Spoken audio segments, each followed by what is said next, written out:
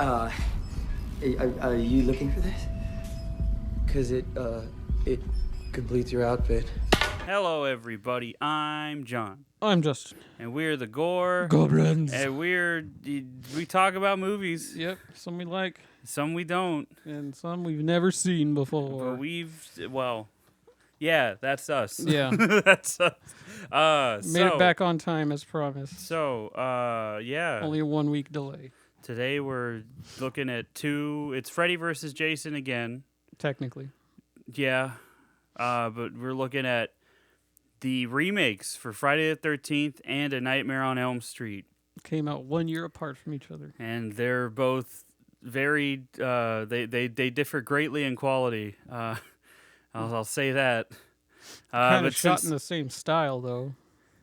A little bit. I noticed Michael Bay on both of the opening credits, and I was like, what? Yeah, he pre-produced both of them. And since this is also the last episode of our Friday the 13th Nightmare on Elm Street journey, we're gonna rank everything at the end. Yeah. We're going to talk about our favorite moments, I guess. I don't know.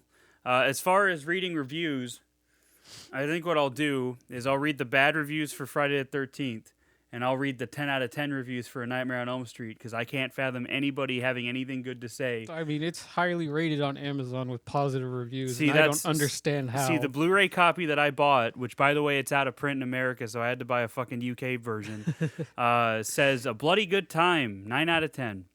Fuck that lying piece of shit who wrote that.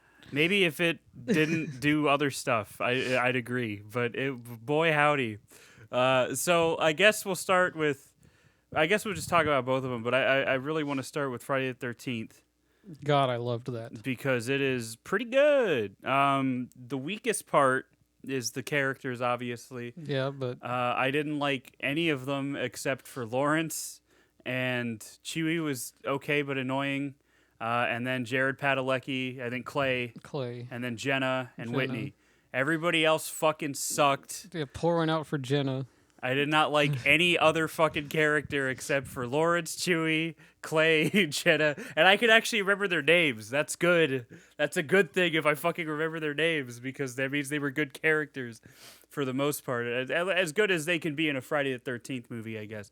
That's why I didn't mind them, because it just felt like bad characters from one of the old movies. See, and that's what I was thinking, is it feels like, so the Friday the 13th remake, because one big difference between the two is one tries to kind of do something like make its own identity out of the original source material, because it kind of pulls from the first 4 movies. Yeah. And it kind of makes its own thing.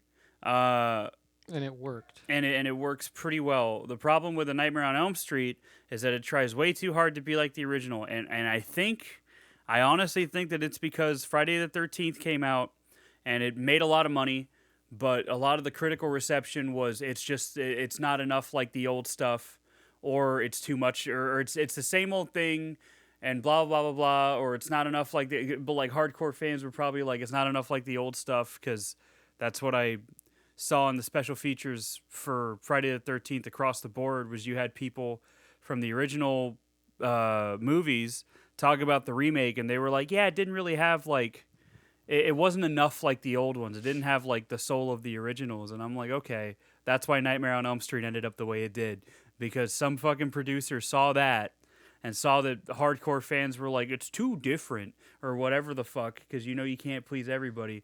And they were like, let's not make this exactly like the original Nightmare on Elm Street, but let's make it to where we reference it heavily and make sure because people need to remember what we're ripping off of, right? So that's a shame, because there's parts of that movie that I think work really well, and then there's everything else. And the worst part is that every reference to the original looks worse, because it's shitty fucking CG. Done so half-assedly. Oh my god! It was. I was just like, what are you doing? Like, why are you doing this? So, but with Friday the 13th, it kind of feels like an evolution, in the sense that, like, if the original series is like a campfire story, especially those first four. If it's like a campfire story that you're telling people, that's the way you would have told the story in the 80s. This is the way you would have told the story in 2009. And I kind of like that. Because you fix little plot holes like Jason being able to teleport and shit by explaining it away with this underground tunnel system that he has. He still teleports a couple times. He still teleports a couple times. Like when he ends up on the roof. Yeah, that part I was like, how do you get up there? Huh? I love that scene though. It was just shot so well. Yeah, it's shot really well because but you know what part I loved the most? When the cop gets to the door and it does that whole rotating from outside and to that inside was done practically while he stabs him. And that was done practically because this is the same guy and cinematographer that worked on the Texas Chainsaw remake, which has one of my favorite shots from any fucking horror movie, which is when the hitchhiker kills herself and the camera pulls back out of her head. That's so cool. Like like that's one of the coolest fucking shots I've ever seen in anything. And that director of photography also worked on the original Texas Chainsaw, which, as much as I say that movie's not as much as people hyped it up to be, the cinematography really kind of helps that gritty feel that it has. Yeah. And that's great. And yeah, this movie shot extremely well. It's you have a winning combination with, because the Texas Chainsaw remake, from everything I've seen, is pretty good. I'm sure we'll get to it eventually, but I forgot when it came out. 2003. Yeah, that one. And then the beginning was good too. Yeah, of Friday the 13th. Is that what you're talking about, or Texas Chainsaw Massacre? The beginning. Massacre. I thought it was Origins. Is it the Origins or the beginning? It's after the beginning, right? first remake is the beginning. Yeah, which is a prequel to the remake. Yeah. It's so with this one, I will say about this one too, though, is that I like that the cold open is like 20 minutes long. I thought that was really fun because you have that initial prologue that pretty much is just the end of the first movie, and then you have just this like 20-minute sequence of just these teenagers that show up at Camp Crystal Lake and they get got, and it's just, I don't know, and then you get the title card like 25 minutes in and it's really cool. It's I don't know, I just feel like it's one of those where the more I think about it, the more I like appreciate it, because I feel like it was made by people that gave a shit. Yeah. Whereas the Nightmare on Elm Street remake doesn't feel like that at all, which is part of the problem. It feels like they wanted to do something different, but then they were held down by the studio into referencing the original too much. And that's the biggest issue that I have with that Nightmare on Elm Street remake. But Friday the 13th is pretty good. Again, the characters are kind of shit, but like, that's in line with the others. That's fine with that. Yeah, that's in line with all the other ones. Trent's a fucking cockhole. He's also and I'm glad he died the way he dimension did. hopping person, because he was also in Trent in Transformers. Yeah, he was Trent in Transformers. So that's guy couldn't make it anywhere in life. No, he couldn't. But yeah, no, it was good. I liked the kills are good. Poor fucking Lawrence going out the way he did. Ooh, that would hurt because the thing about this Jason is he's not a little dumb boy. He's a hunter. Like he's like actually like threatening. And I don't get why there are some people that criticize that. Like, I mean, Jason was always simple, but I don't think he was ever dumb. Like, he always kind of had an idea of what he was doing. So how are you going to complain that they made him slightly smarter? Also, this Jason isn't like, supernatural in any way, which I think makes it... I mean, he's fucking strong. Which I think makes it interesting, too. But I don't know, like grounding it... So here's another thing, is I was reading up on both movies a little while ago, and both of them feel like they try... Because like you got to remember, this is post-Dark Knight. This is, everybody saw that movie made a lot of money. So then everybody and their mother was like, well, we got to make our stuff gritty and edgy now and dark. So it works with Friday the 13th, funny enough. It works really well, grounding it and making Jason not supernatural in any way. Yep. But it still feels campy enough to where it's a Friday the 13th movie, like that obnoxiously long sex scene in the middle of it. Yeah. Uh, Well, that's only the uncut version. it's only in the uncut version, and it's just like it kept going back to it. I'm like, we're still doing this, huh? Like I was like, we're still doing it, huh? But then with Nightmare on Elm Street, again, they wanted it to be. They were originally going to have it be more in line with like I guess the original movies, which are where Freddy's just a fucking asshole. And then they were like, no, we got to make it darker. We got to make it edgier. And that was because The Dark Knight did so well. And it doesn't really work as well with Nightmare on Elm Street. But that's also because they fucking reference the original too much. That's the problem. If you're going to do that, then do what you did with Friday the 13th and make it your own. I would have been fine with it if they had just made it their own, but they didn't. They were just like, hey, let's reference the first one too. And really, that's the only thing it did slightly right. And Other than that, all their original writing and tweaking to the story was just kind of fucking stupid. See, but there's cool stuff that comes out of it though, because like with Nightmare on Elm Street, they have the micro nap stuff bullshit, which I mean, that's what would happen if you stayed awake for too long. You would start like hallucinating and shit. Yeah. And there are some really cool shots. Like there's that bit where Nancy goes into the drugstore and it's playing the Everly Brothers over the stereo. Yeah. The dream. That's cool. I was like, okay. And then, she's like, and you get that wide shot of the world shifting.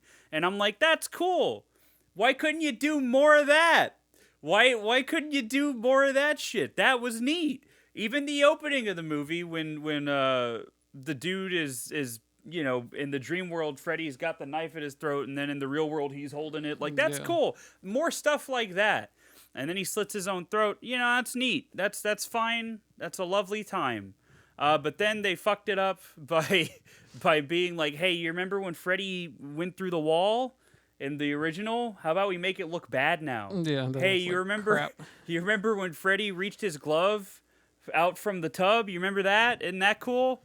You remember all this other? You remember I'm your boyfriend now, Nancy? Except it's recontextualized in a way that isn't fun. Yeah. You remember?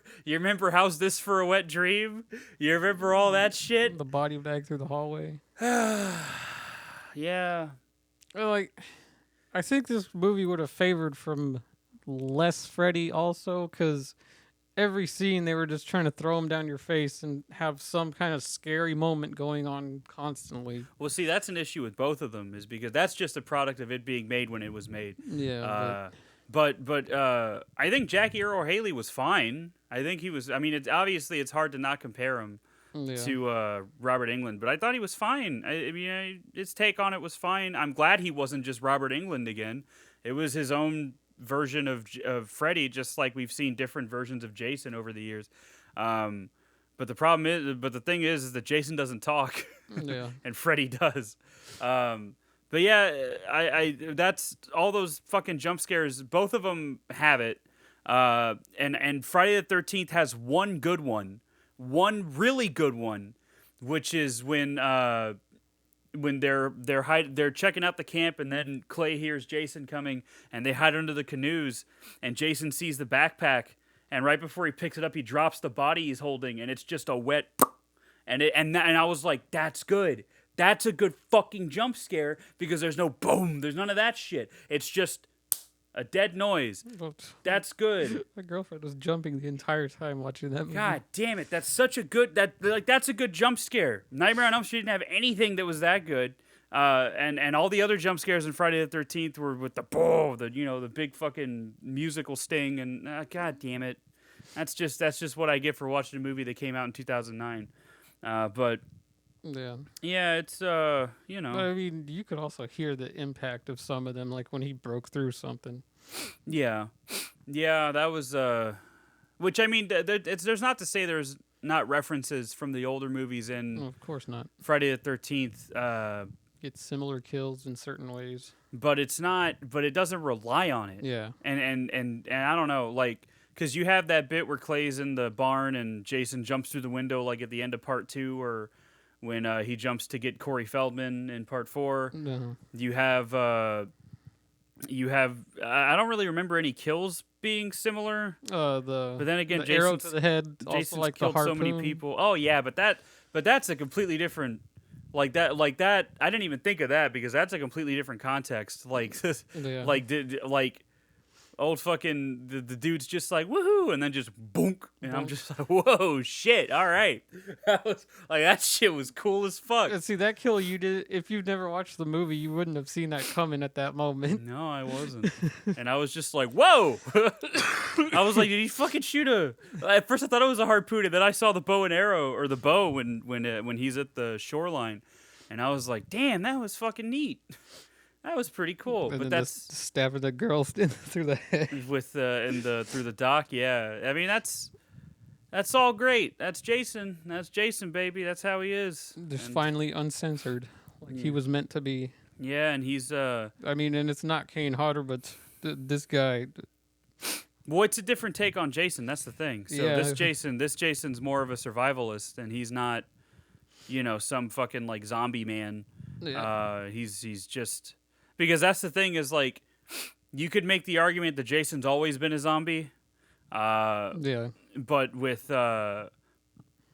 this one, you don't see him drown. He's just alive. So, for all you know, Pamela just fucking went crazy and decided to kill people, and that's She thought he drowned, but he didn't, and Yeah. he just wandered around in the woods while she did all that shit. and then he kept wandering. And then Boy, did he keep wandering. He caught the last moments and was like, "Well, guess I gotta avenge my mom now." Yeah, his mom was like, "Kill for me, Jason." Hoo hoo hee hee ha ha. And I like that they didn't rely on that either No, it was good. necessarily.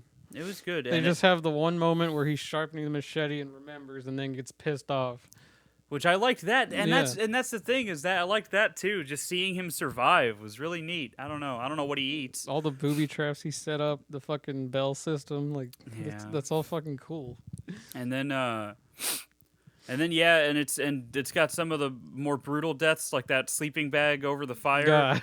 That's a rough one, man. I was just like, God damn, she's really cooking, huh? That's rough.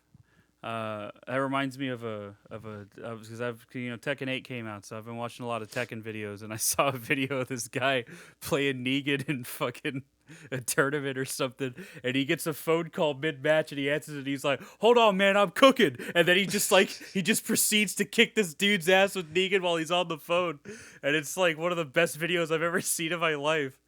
It's so good, but but yeah, no, he's it's really good. It's a really good take on the character, I think. Not Negan in Tekken 7. I'm talking about Friday the 13th again. No. But it's a really good take on it. But yeah, that cooking in the sleeping bag. The other dude getting the machete right in the middle of his head. Yep. That was rough. The arrow shot, the screwdriver through the throat. All the kills are pretty neat. Jenna fucking getting impaled at the Yeah. last second. R.I.P. to a real one. Trent gets impaled twice. Dude, man, Trent's death is so fucking good. I like how he's like just grabbing the. He's grabbing it and Lifting pulling it it up up. and lifting him up. I was just like, yeah, that's what you get, you piece of shit. And then you get one character that gets Texas Chainsaw massacred by being put on the antlers. You get poor Lawrence getting the axe in his back, and then Clay's like, no, we can't go out there because Jason's trying to bait us. Which he was. And then Jason just... that's just rough, man. And then, yeah, it's... and then, there's the Lil Kev from Always Sunny in Philadelphia from one of my favorite episodes. And listen, this is part of a title, so I could say it. Sweet D is dating a retarded person. It's one of the best episodes of that show. And if you've seen it, you know why. And so when I saw him in this, I was like, oh my fucking God, is that Lil Kev? What the fuck?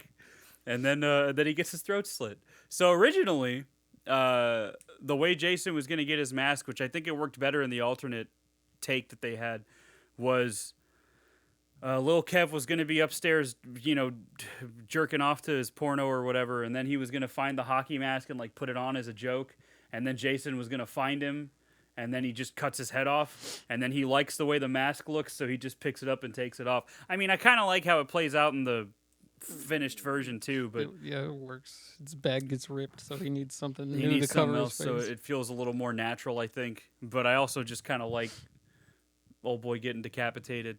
Yeah, and then Trent just gets annihilated. What a way to go out. And then and then Jason gets his head eaten by a wood chipper. Was the back of his head.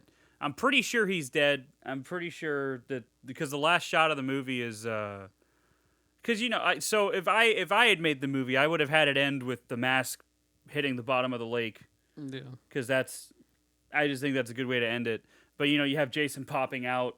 I don't remember if that was only because of the uncut version. No, I think that's in the theatrical cut too.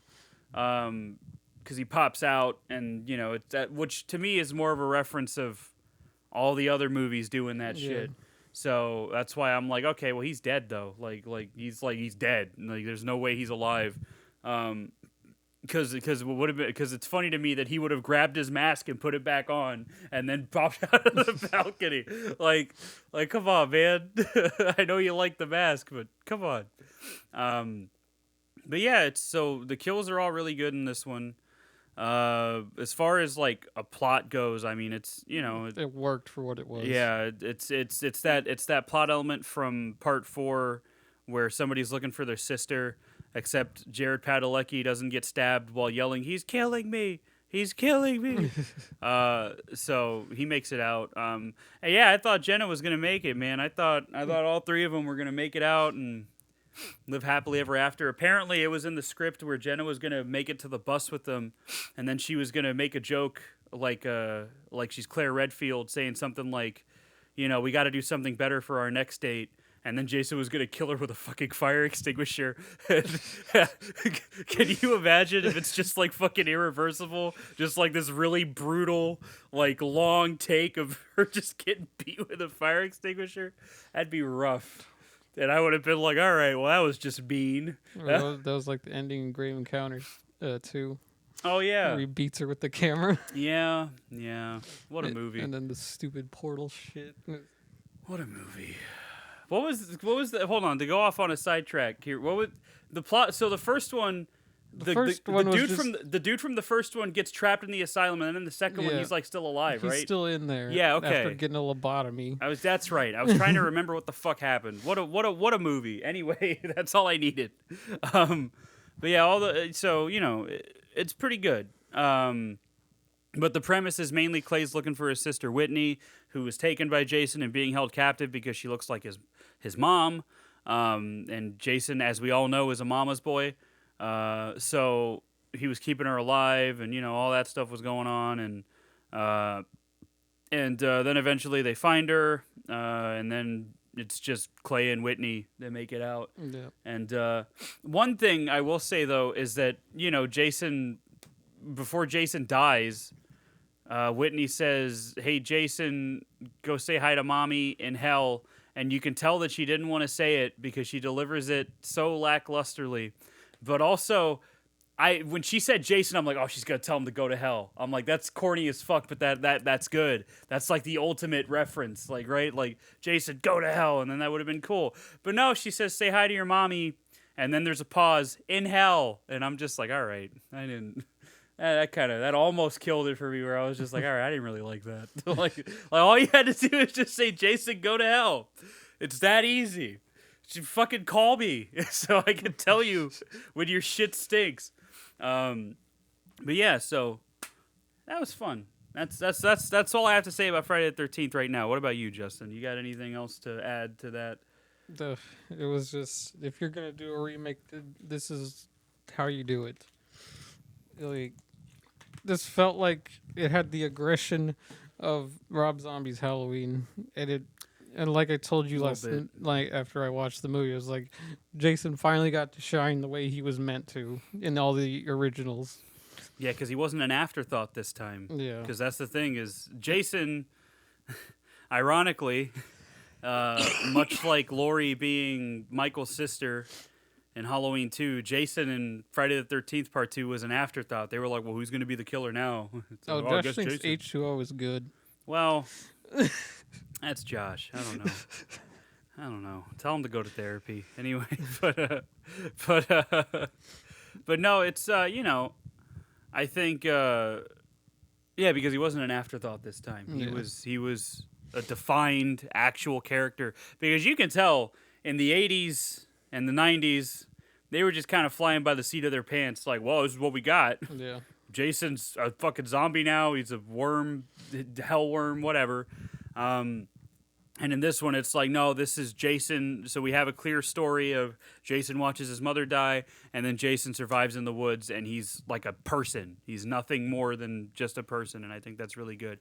Kind of like, again, like the aggression of Rob Zombie's Halloween. There's a lot of similarities in how Jason and Michael kind of carry themselves, where in the sense that they're both just big kids in the bodies of gigantic men. Yeah. What's funny enough, though, Rob Zombie did not write any dialogue in this movie, but boy, did it feel like he did. Yeah. But what was it? Did you know? I was reading that apparently Scout Taylor Compton auditioned for the role of Jenna, which would have been cool as shit. Yeah. That would have been really cool. I would have really liked to see her as Jenna, but instead she was busy. Instead, she did Halloween 2, which again, I stress Rob Zombie did not want to make, but I think it was fine for what it was. Minus the ghost mom shit. I will defend that movie until I die for some fucking reason. Then the older I get, the more I'll probably like it. I don't know. But yeah, so it's Friday the 13th is really good. Now I want to move on to Nightmare on Elm Street. Yeah. For a little bit. Now our happy time goes away. So again, starts out pretty strong. This movie's. What were you gonna say? Go ahead before I go on my tangent. Like in the original one, I could believe all those people were friends, but in this one, I could not. I just felt like they were all forced together just due to happenstance that they were all. But they in kind the of were. elementary school. They kind of were though, but because yeah, they forget that, and they were all like, were they? I guess they were all brainwashed by their parents. They're all kind of half-assedly hanging out. Like, yeah, I know where you work or go to school, but that's like kind of the point of this one. Yeah. So it is weird, but it's kind none of of the them point. just really had chemistry together. No. So this movie's really frustrating because I like Jackie Earle Haley, I like Rooney Mara, I like Kyle Gallner, and I like Clancy Brown. So, but apparently Rooney Mara did not like working on this movie. She said something along the lines of how she has to be careful of what she says and how she says it, but she didn't have a good experience on set, which makes me worried. But Kyle Gallner, I like him a lot. He's in Scream 5 for a little bit, and he's a really good piece of shit in that one. And then Jackie Earle Haley, obviously Rorschach from Watchmen is where I know him from. And he's the perfect fucking guy to play Rorschach because he's just a tiny little man full of anger. Funny thing, so Red Letter Media was talking about in a recent something I think in a Kyle there was an episode about Kyle Gallner, I think. Jay Bauman, who's like one of the main two guys in Red Letter Media, or I guess one of the main three guys. But he was talking about how he was he worked on the Nightmare on Elm Street remake as a stand-in for Kyle Gallner, and he was only there for one day, but he got to see like Jackie Earle Haley get the makeup put on. He got to see Jackie Earle Haley put on the sweater for the first time. All this cool stuff, and he said that he was talking to Jackie Earle Haley, just like making small talk. And Jackie Earle Haley was like, "Yeah," I watched the first Nightmare on Elm Street on cable last night. He's like, and it's like the worst movie ever. And I just think that's really funny that he was like, "Oh, it's the worst movie ever." But yeah, no, I like Jackie Earle Haley, and again, I think his Freddy's fine. And Kyle Gallner is pretty good in the movie. Rooney Mara is all right, but everybody else kind of isn't at all. But I mean, it's frustrating because it tries. It's like it wants to be different, and then it tries way too hard to remind you what it is. if that makes sense. Yeah. And that bugs the shit out of me because like I said, there are some ideas and there are some sequences in this movie that I'm like, hey, this is pretty neat. And speaking of Halloween 2, it kind of feels the same way, but I like Halloween 2 a lot more than this. So it's very, it's just very kind of frustrating that, you know, you have like this cool, like do more with the micronap stuff, I guess. You know, cut out all the references to the original. But the biggest change in this one, though, is that Freddy is like actually just a pedophile from out the gate. Yeah. And there's that bit where Quentin, Kyle Gallner's character, is like, "Oh, you killed him, and you don't even know if he was innocent or guilty or whatever." Yeah. Which, I mean, you know, I know you said that's kind of dumb, and it is a little bit, but they don't remember for some reason what happened when they were kids, so I can kind of understand it. But I don't know. It still feels kind of weird. Stupid. It very much feels like something that they wrote in there just to like make the emotional reveal stronger. Yeah. But yeah, so yeah, so Freddy's just like a straight up pedophile in this one. Hey George, don't go back there. Don't go back there, George. Don't go back there. 'Cause he was a gardener at a preschool. What was it, Badham Elementary or something? Yeah, Bedlam or some shit. Yeah. Hey George, my man, my boy, You know, I need you to sit there. even the very first scene of the movie is already forcing you to remember what it's referencing because it's just the big Springwood Diner Yeah. light, and it's like, okay, we get it. We know the title of the movie. Yeah, but yeah. So Freddy is just a straight up pedophile who's a gardener, and he like loved the kids or whatever. Nancy was his favorite. Nancy was his favorite. I was about to say Heather. Well, yeah, not in this one. But Nancy was his favorite. Hey George, can you stop being a cat, brother? Damn, he's being the little aggressive. He's being catty. Anyway, so. But yeah, he so Fred Krueger was actually a pedophile, but like he would also like hurt the kids, I guess. Yeah, and then take pictures of it. Yeah, and then you know, so they burned him alive. He went to hell, I guess, and then he's like, "Hey, I'm back, by the way." And then you start stalking the kids, so it's kind of similar to the original idea, but again, they tried to make it darker, which is fine, but like follow through on that. I don't know, man. But so you get a strong opening, and apparently the movie was originally supposed to begin with just Fred, you know, dying in the hospital. And then, you know, that was going to be the beginning of the movie, which I think I'm glad they didn't do that because that's stupid.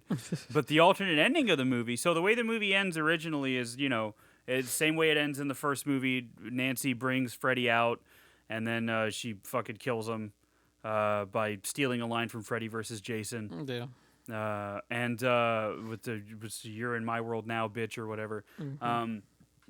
So in the alternate ending, which I think is a lot more effective and I think is more like true to what this movie was trying to do outside of all the stupid references, is the alternate ending was where it pretty much plays out the same way.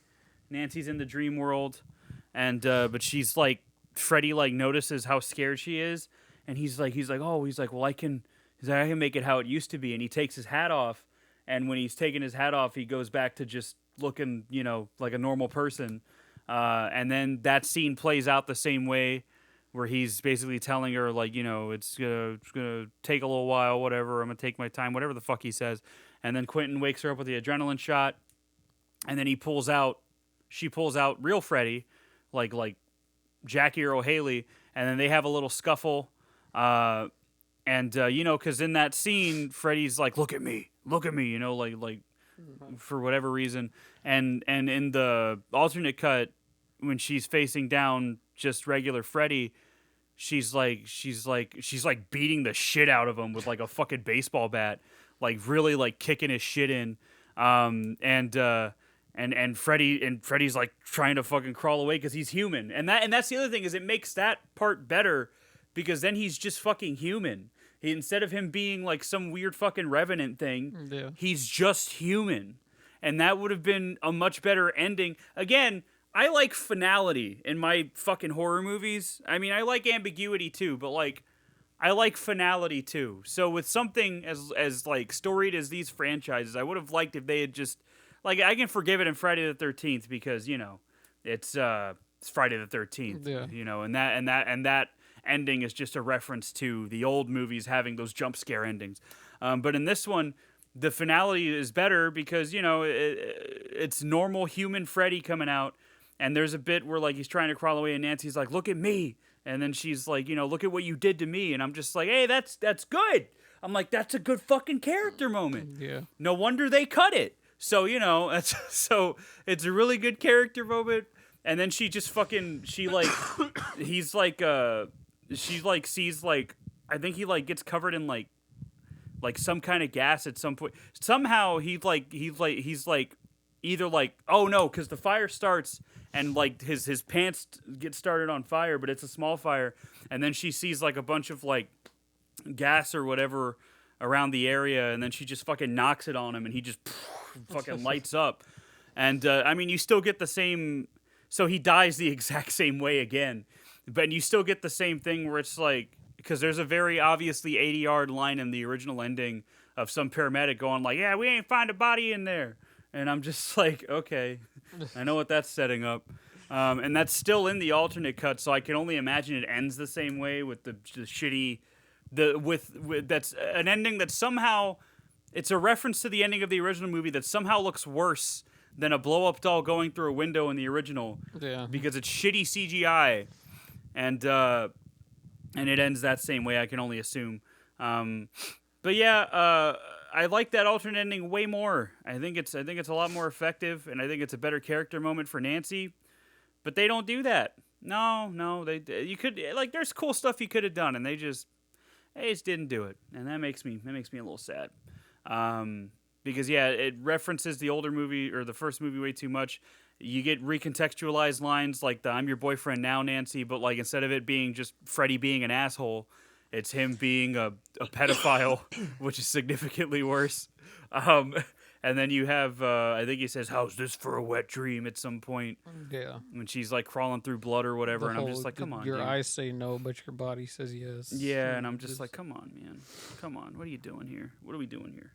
I did like that bit where he tells that one guy, like, you know, the human brain stays alive for 7 minutes after the heart stops beating. He's like, so we got plenty of time. And I'm just like, oh, yeah, that's pretty fucked up. So like we got that. 6 minutes left. That's pretty good. And then there's also like, it wasn't in the deleted scenes, but there's like, through the special features, you can see like actual prosthetic effects, which makes me think that this is like, because the fucking filmmakers are like, we want to do everything practical. They're like, we don't want to do anything CGI, and I'm like, well, then what the fuck happened? And it's probably the same thing that happened to the Thing prequel, where they did everything practically, and they were just like, oh yeah, let's use CGI to fix it, and then they fixed it in the worst way possible. And that depresses me too, because there was like one shot where, because like Friday the 13th for the most part is pretty practical. Yeah. I mean, there's CGI kind of helps it out, but it looks good. Like for the most part, there wasn't really any shots in that made me go, but with this one there were plenty.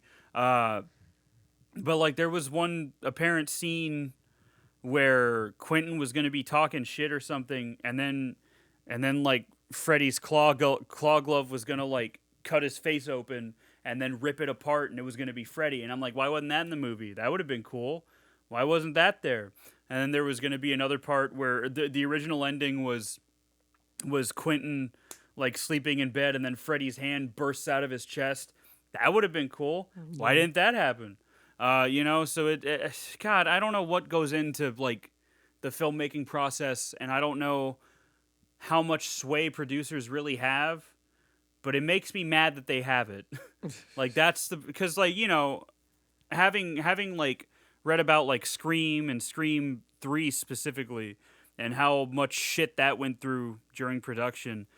That was the Weinsteins, though, which, you know, they're just pieces of shit. But Like even studio interference never really works. The only time it does work is in The Exorcist 3, which if we ever cover that, I'll talk about why. But but yeah, studio interference usually doesn't help out, and I don't know. I mean, that's not to say there isn't stuff like that in the Friday the 13th remake too, where there's stuff in the special features where you're like, oh, that would have been cool to see. But like Nightmare on Elm Street kind of lends itself to being as different as possible, or it should have been, as different as possible. And it might not have been a good movie, but it would have been different, and that's all I fucking wanted out of it. Yeah. There were also shots that I saw of like Freddy like wearing like a cloak, and like as if he was a Buddha, and I was like, what the fuck is that? Like, why did you just cut all this out? Like, I don't. Oh my god, it made me mad. Just made me mad. So it sucks that this movie is as frustrating as it is, because there's like legitimately good bits of it that I was like, this is pretty all right. And then there's parts of it where I'm like, why would you do that? why would you do this? But yeah, I mean, I don't know. It's not the worst one in the franchise, surprisingly, but we all know which one that one is. So we'll talk about that when we do our rankings, and mine will be as controversial as always, because I have my priorities different. But I don't know. It just kind of upset me. But Friday the 13th is very good, though. I enjoyed that one quite a bit. And it makes me upset that we never got a sequel to it. We were supposed to, but then we didn't. Nope. Because they were like, hey, let's push it back a bunch. And boy, did they. And then they pushed it into obscurity. So maybe one day we'll get a new Friday the 13th. Jason versus Michael. But it ain't going to happen anytime soon, unfortunately. But as far as Nightmare on Elm Street goes, I mean, I don't know. I don't know how you could do that now. Like, I don't know. Like, I love Nightmare on Elm Street, and in rewatching it, I still liked it a lot, like the franchise as a whole. But like, New Nightmare was probably the furthest you could have taken it. Yeah. And that's probably where it should end, I think. So yeah, that's that. What do you got? What do you got to say about the Nightmare on Elm Street remake, Justin? I did not have fun watching it. I was just like, why most of the time, and I just felt like it was trying so hard to be dark and depressing and sad. Definitely was. The parents' roles in this one weren't as good as the original. Can't believe Mr. Krabs killed Rorschach. Yeah. Oh, and like I said earlier, I just couldn't take all these characters seriously, and it didn't even feel like Nancy was supposed to be the main character. It felt like more Quentin was the main character, but he wasn't at the same time. And Nancy was... I mean, I was fine with Nancy not being like Nancy from the first movie. Yeah. But at the same time, putting her forward, you should have at least tried to make her character somewhat better.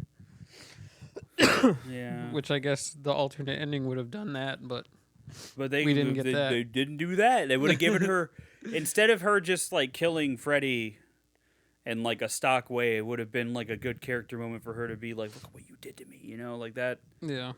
That would have been good. But no. And then, yeah, like you said, that dude's Freddy is fine because no one else is ever going to be Robert Englund as Freddy, so I guess he did his best with what he could do. Oh. Yeah, I'm glad he did a different... The effects were terrible. The effects were not good, no. I especially hate the fucking half-assed blood out of the ceiling thing that references the blood out of the bed in the original. Oh, and then when fucking... When they try to do Tina's scene, Tina was her name in the first one, right? Yeah. The one that was on the ceiling. Yeah. When they try to redo that, it looked like shit because it wasn't. So the reason it worked, it was so effective in the first movie, is because of how they shot it, and that's why it was effective in New Nightmare too, because of how they shot it. It was a single take of her just being dragged across the ceiling, and that's cool. They didn't do that. Instead, there was just a bunch of quick cuts of her like flying around, and I'm like, this fucking sucks. I'm like, how are you gonna make it worse than the original. Like the formula, if you're gonna fucking rip off, the formula's right there. Like, Yeah.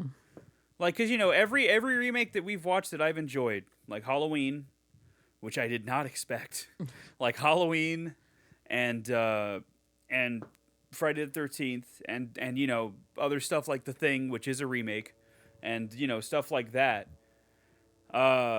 It's because it tries to do something different so it takes the source material as a base and then it builds off of that instead of just trying to be that again. And Rob Zombie's Halloween has a lot of references to the original, but like that movie's so fucking different that it's okay. That I think it's fine that it has a bunch of references to the original, because Dr. Loomis is completely different, Laurie is completely different. That movie is just so fucking different that I'm okay with it having references to the first movie, or to the original, which is what John Carpenter wanted. So I'm glad he got what he wanted. But yeah, so I don't know. So it really bummed me out to see that this one was just like, hey, let's just reference the first one. Haha. It kind of feels like how requels and reboots feel now, where it's like They're like Predators trying to just be Predator. Yeah, and the only time that's worked is in Scream, because that's the point.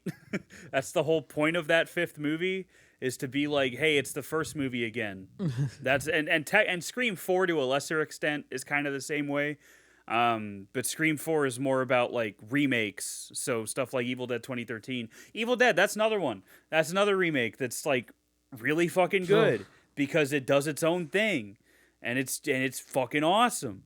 And like I said, the only time I think that self-referential stuff really works is in something. Well, it kind of works in Evil Dead too, because Evil Dead has, like, I think we talked about it when we watched the fourth one. There's always a chainsaw, there's always a shotgun, and there's always a book. Yep. And that's like, but again, that's the basis that you build off of. And as we'll talk about next week with Evil Dead Rise, it does something completely different with that premise. But yeah, the only time I think that self-referential stuff really works is like Scream 5. And 4 to a much lesser extent, because 4 is not my favorite, but I still like it. It ain't my favorite, but Scream 5 I like Scream 5 a lot. Wait, I thought of one where being different doesn't work. Mm-hmm. When they did Leprechaun Origins. Oh my God, you're right.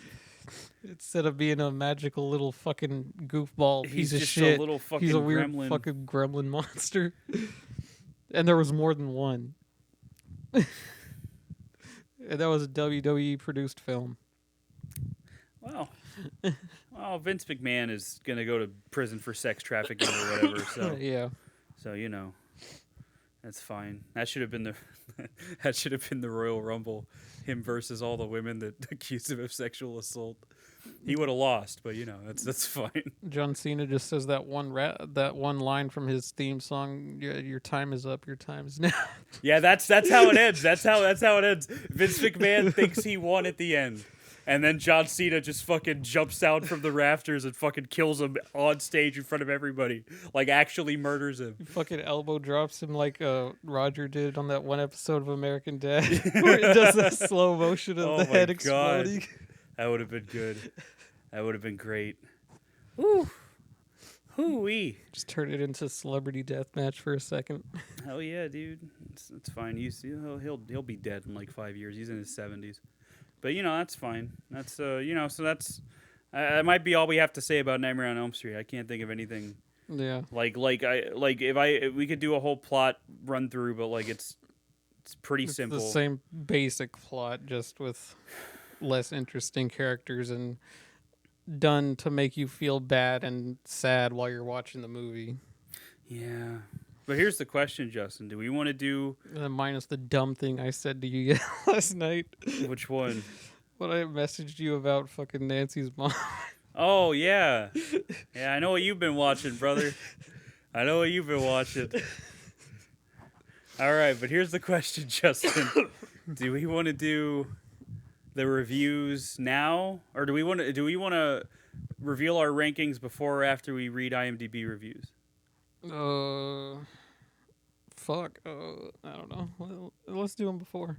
It'll give it more time for us to actually talk instead of read other people's crap. Okay. Well, You begin. boy howdy, am I gonna begin? Okay.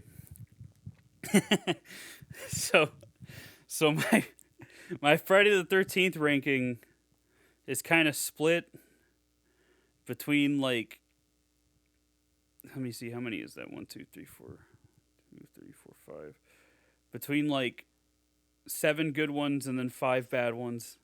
I put Freddy versus Jason on the Friday the 13th ranking, just because I feel like that's more of a Friday the 13th movie, since Jason's the one that kind of does most of the killing. Yeah. So, from best to worst, part 2 is my favorite. I don't know why, but when I think about Friday the 13th, I feel like part 2 is like the epitome of it. Also because Mark's death is hilarious, where he just gets the machete in his face and falls down all those stairs. I also really like Baghead Jason. I like the bit at the end with Ginny pretending to be his mom. I don't know, that's just like... And then, you know, that's when you still had the voyeuristic shots that worked because you didn't know it, you weren't supposed to know it was Jason or whatever. Yeah. So, I mean, that movie works fine. After that is Jason Lives, for obvious reasons. I love Jason Lives. It's meta, it's funny, it's zombie Jason. It's a good time. After that's the final chapter, which Tom Savini, I mean, the practical effects in that one are really good. I like Final Chapter is one of those ones that didn't really hit initially, but then the more I thought about it, I was like, yeah, it's pretty good. Now here we go. After that is Jason Goes to Hell, because I just think it's a lot of fun. It's got some really fun kills, including probably the best one in the franchise, where that girl gets split in half by the rebar, or whatever the fuck that was. It's a fun time. I like Jason Goes to Hell a lot. Okay. After that, it's the remake. Then it's Freddy versus Jason. Then it's Jason X. And then we get to the bad stuff. So we got the New Blood at the top because I want to like that movie more. That's more of an ambition thing than anything else.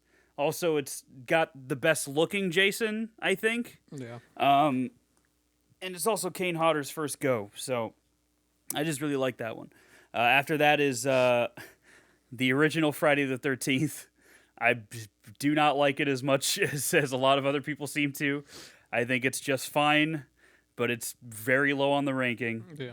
After that is Jason Takes Manhattan. After that is part 3. And then at the very fucking bottom is A New Beginning. And it's like the gap between that and part 3 is significant. But that's my ranking. That's where I stand on Friday the 13th. What about you, Justin? Nice. Okay, so for me, the remake is first. Of course. Like I said, I just love that movie. I expected I nothing have less. nothing but a smile on my face while I'm watching it, and I just feel like Jason finally got to be Jason. I expected nothing less. Number 2 will be Freddy versus Jason because, again, I felt like Jason actually got to be himself, and overall, the whole movie is just a great fucking premise, and that has not been done again or done right. Then third is Jason X, just because It's a fun one, yeah. it's fun. Like, after every other movie, and you finally get to this one, and it's like, okay, they tried to make it something different. And, I mean, the movies were already dumb enough as they were, so just kicking the dumb factor up a notch just increased the fun. Then, the next one goes to part 2, because part 2 is just good. It's a banger, yeah.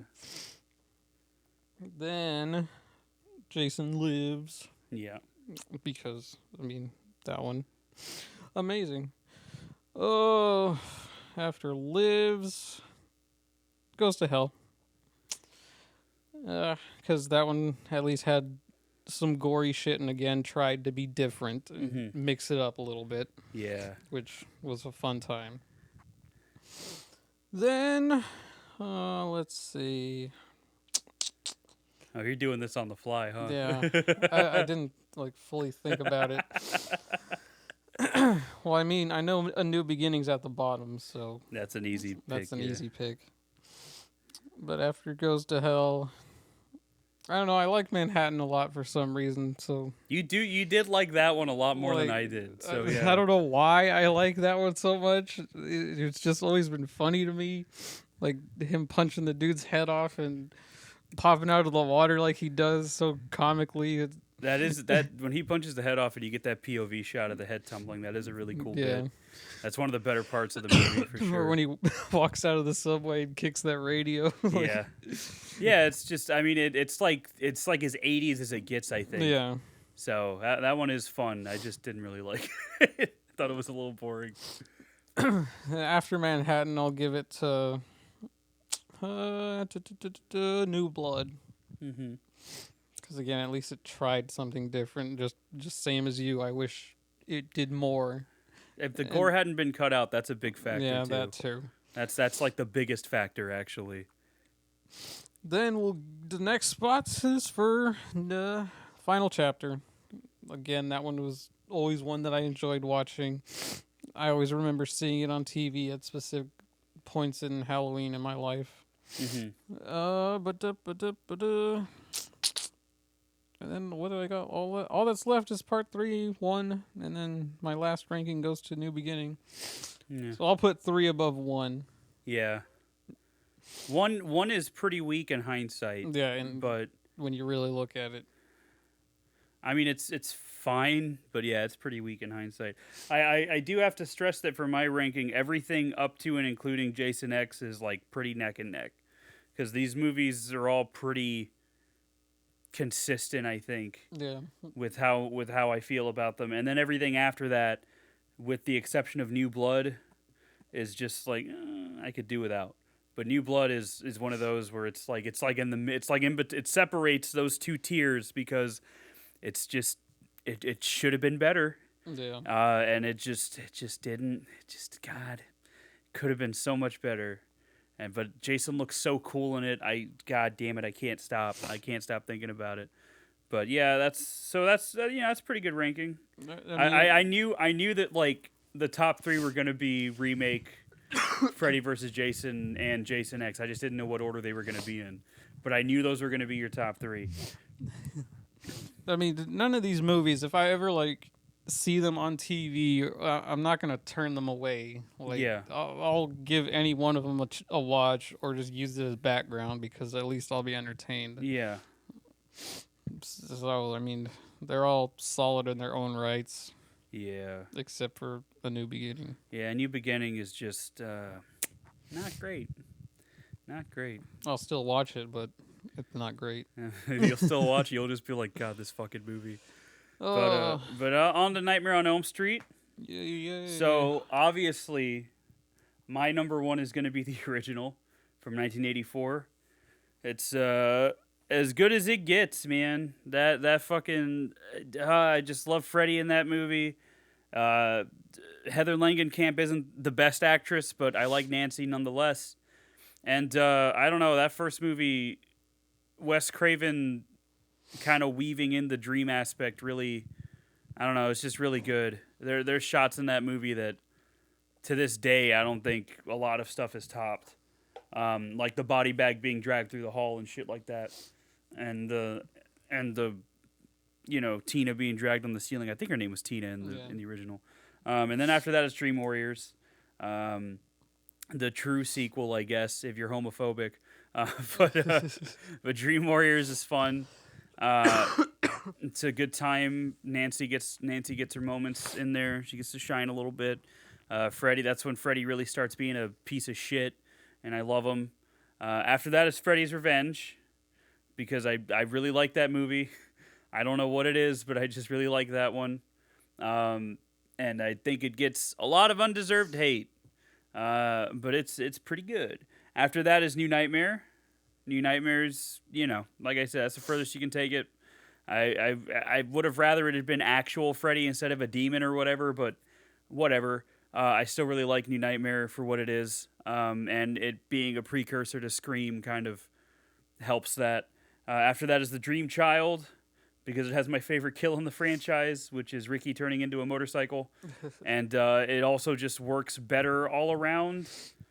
I think it works better than Part 4, which it's pretty close though, because those two are kind of similar in my. They Yeah. kind of bleed together, but Dream Master is slightly under that. Just because I wish, because in Dream Child, Alice is her own character, and in Dream Master, she isn't. And that's the other main thing that I don't like about Dream Master is that Alice isn't her fucking own character yet.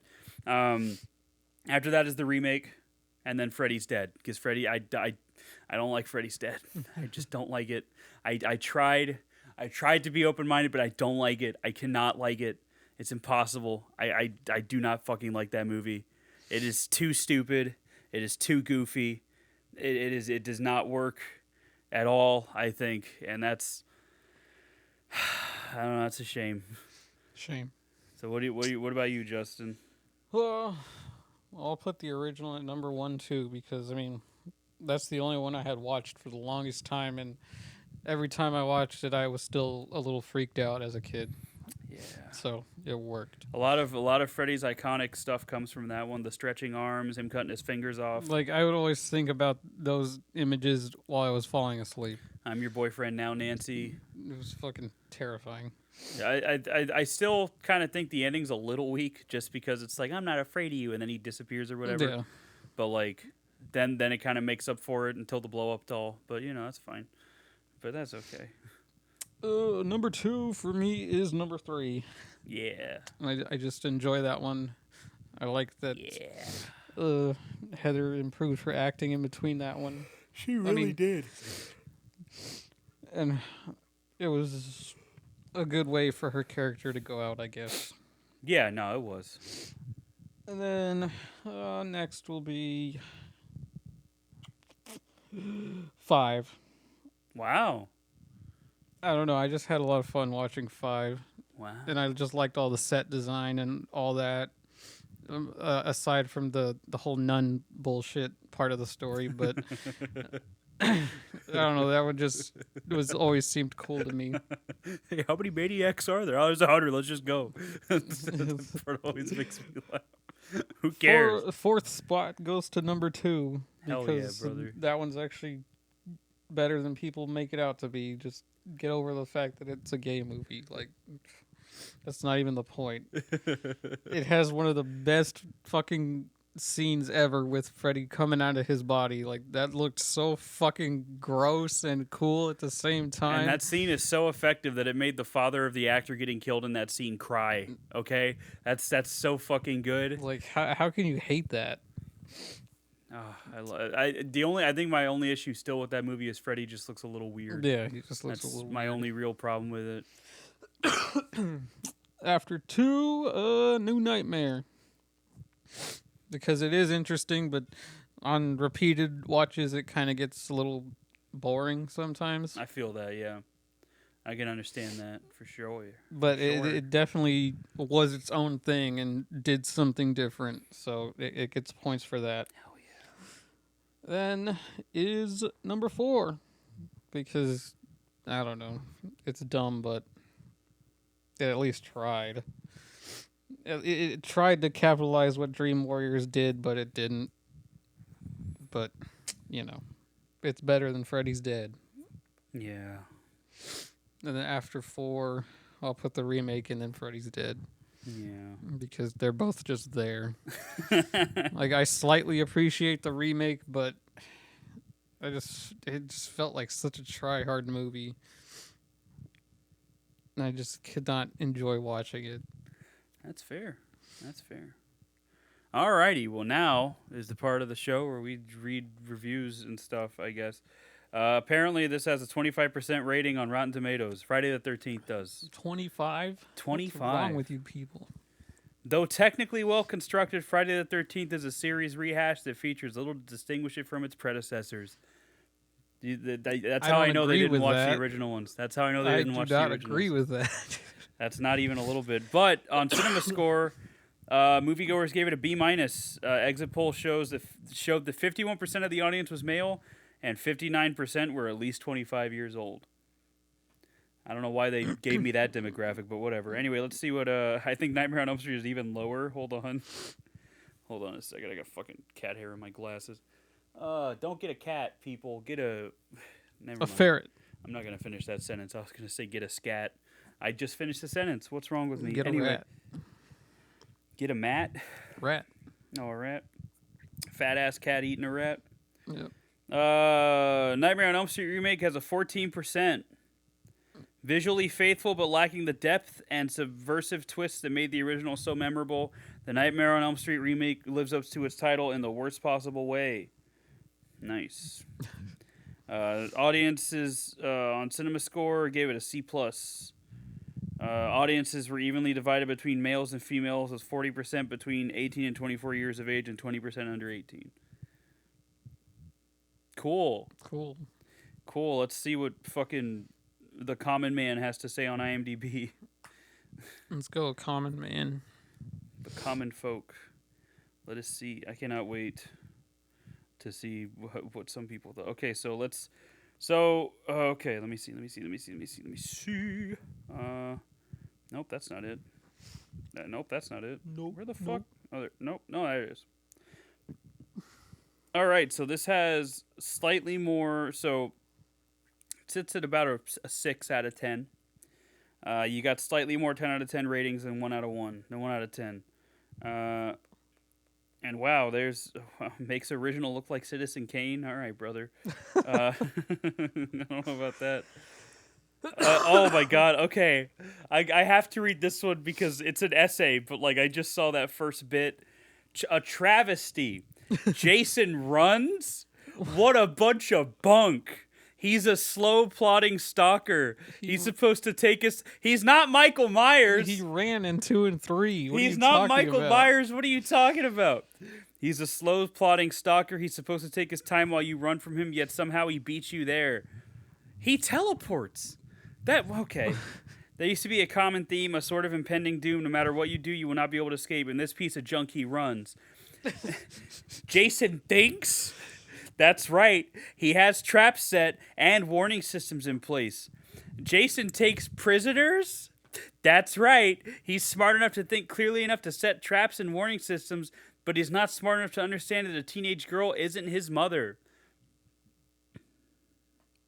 What makes you think that he thought it was his mother and not just somebody that reminded him of his mother? It obviously implies he knows that she's not his mom because he gets mad while having a memory while sharpening his fucking machete. It's not like he goes up to her and caresses her face and then feels better. That's not. Oh my god. She's just a calming thing to him in this one. Did I mention that Jason runs? Seriously, I'm still angry about this. How old are you, bro? Oh my god. None of the characters are even remotely likable. They are overly done stereotypes, but not the stereotypes we all know and love. What does that mean? They are just a stereotype's a stereotype. They are just dumb versions of stereotypes. Although I did like that bit where I think it was Bree was asking Lawrence like what he was working on. And she was like, what kind of rap is it? And he's like, oh, it's rap because I'm black. Is that what it is? And that's pretty racist to you. And then she was just like, oh, I'm sorry. Then what do you like? What, I can't like Green Day? I can't like Green Day? Which I think it's funny that he picks like the whitest band he could think of. And then she's like, oh, I'm sorry. Then what are you working on? And then he's just like, it's rap. And then I just really liked that exchange. I was like, that's pretty funny. I liked that. Anyway, none of the deaths are even remotely memorable. Wrong. They are just your average run-of-the-mill someone gets stabbed with something What did the originals do? What the fuck, dude? This guy is breaking my brain. Seriously, Jason... he can't get over this. Jason runs almost the entire movie. For me, though, the topper of it all is that Jason didn't once gets confused and tilt his head. He's not Michael Myers. What... He does the head tilts in the original, but... And he had quite a few opportunities to do so. Like when he was running, he should have looked at himself and thought, this makes no sense. Oh my god. Or when he was setting traps and warning systems, or when he was holding a girl hostage because she kind of looked like his mom. This movie almost makes Jason X look like a decent movie. All right, brother. Wow. This guy must be no fun at parties. Absolutely not. Oh, you know what's another cool scene? Oh my god. What's the Asian dude's name? I forgot. Chewie. When he's in the little shed and the light breaks and like it flashes and Jason's behind him. That looks so cool. And then he turns around and is like, oh, are you looking for this? Yeah, that's a good moment. It completes your outfit and it's like See, this movie understood what it was trying to do. Yeah. I'm like, dude, people are writing fucking essays, dude. Like, I can't. Like, they are writing fucking essays. They're Okay. like the people who can't get over the fact that Ghost is considered metal. Disgrace to the franchise. Cliche as heck. And these young directors and writers try to tell us, who lived through the era of the franchise from the beginning in the cinemas after being born in the early 70s, how Jason gets around the camp so quickly. For decades, we've had awesome conversations around our theories, and then these young Joe makers think they can tell us that Jason has gone through tunnels to get everywhere. What a load of... Hey, guess what, buddy? You know what's funny? This doesn't change how he moved in the original movies. Isn't that cool? Isn't that cool that's how time works? And that's how art works? Because there was no underground tunnels in the original movies, so you can believe he teleports in those movies if you want to. That's not even a creative idea. Second of all, it just completely destroys the mystery and uniqueness of his skill set. I seriously cannot watch movies made after 1995 now. I feel sorry for people born in Gen Y, Z having to be related to this void of creativity. Every actress and actor in these movies made after 95, and especially in this abomination of a remake, have to be good-looking, unbelievably annoying, cliche, racially perfectly diverse to the point where I am a huge fan of the franchise and saw all the films in the cinema as a young kid, and I could not bear to watch after about 15 minutes of this new remake. It sits in my box at unwatched because I got to the point where I literally was going to snap the disc in half or turn it off. Oh Why do God. people just decide to be racist after they turn like 35? Why do people born in the 80s just all of a sudden, like, what did Reagan do to you? Like why are you all of a sudden like, oh, fucking black people? Ooh, why does that happen? Why does that happen to you? Like, I bet that joke that I just told you about made that dude so fucking mad. I bet that's when he turned it off. Because he was like, you fucking kidding me? Yeah, and then he just said the N-word, like, really loud. And his wife was like, Harold, you can't be talking like that anymore. And then he was just like, shut up! And then he beat her. Like, that's probably what happened. I just made a whole straw family in my head. And you know what? I don't give a fuck. That's probably what happened. That's my headcanon now. Pathetic. What a wretched movie. A pointless remake of a series that should have ended years ago. I practically fell asleep during this boring, embarrassing, badly acted snooze fest. There are practically no positives to this shoddy reboot, although I think that those with low attention spans or diminished IQs may prefer it to the original. Okay, because the original was a fucking work of high art. Yeah. It's depressing the stupidity of movies that are being released now. Anything original, witty, or clever underperforms while dreary old crap finds an audience. Hated it. I can't imagine how it could have been worse. It could have been like the Nightmare on Elm Street remake. That's how it could have been worse. This guy's just mad. This guy said fucking shit. Do not see this movie. There is no suspense, no atmosphere, no tension, and no good death. The pace of this movie is far too fast, and it never really focuses on any event at all. Everything that happens seems like the makers were just trying to get it over and done with as fast as possible. I was in the cinema watching this, and it was packed. Not once did anyone scream or jump when watching this. I think I wasn't the only one that felt a bit cheated. I and my friends, way to fucking do that wrong. I and my friends left the cinema in silence. The first thing said was by my friend. He said, "Let's never speak of this film again." We all agreed. Overall, if you like the original, stay away from this one. It will only anger you. Wow, you're just fake fan, brother. Simply awful. I got this movie not expecting it to be fantastic, but at least tolerable. After enduring through the 1 hour and 40 minutes it took me to watch it, I came to the end conclusion that this movie was simply awful. There were many factors which contributed to this outcome, such as the script, which was laughable. Seriously, some of the things these actors say are cringeworthy. The lighting. You can hardly see anything that's occurring. It's so dark. It's a horror movie. What are you talking... The characters are actually all are a whole I'm not going to say that, or at least they act like it. No wonder they all get killed. And the sex scenes, which were incredibly full on and gross and a little bit awkward as I was watching this movie with my parents. Oh no! You're aware that you're aware that before the movie starts, there's a fucking little pop-up on your screen that says rated R, and what is rated R for? no. Why would you watch this with your parents? Oh no!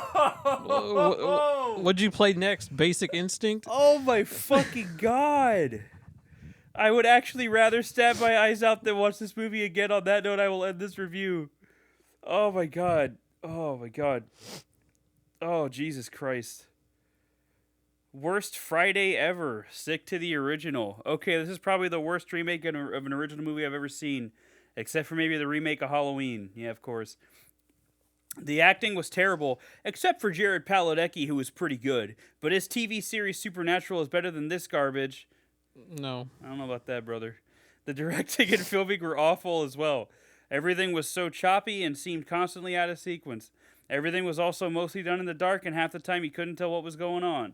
Jason was one place. Suddenly, seconds later, he's at a completely different one. Then back to the first place. You're left going, huh?